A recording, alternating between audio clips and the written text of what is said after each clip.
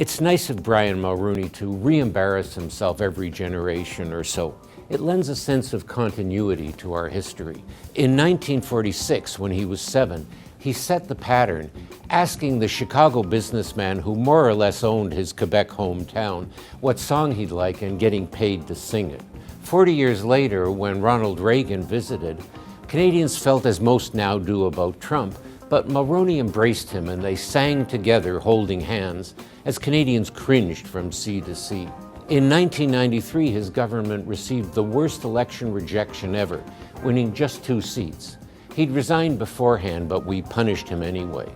20 years later, he introduced himself to a new generation as the ex-PM who took hundreds of thousands in cash in paper bags in hotel rooms from a sleazy wheeler dealer.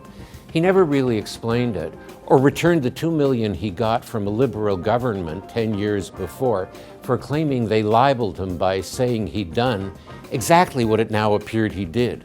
How do you even go out in public after that? No problem. Then last week in Florida, he sang for Trump, who got elected by promising to kill the same free trade deal Mulroney signed with Reagan 30 years ago. And he sang the same song.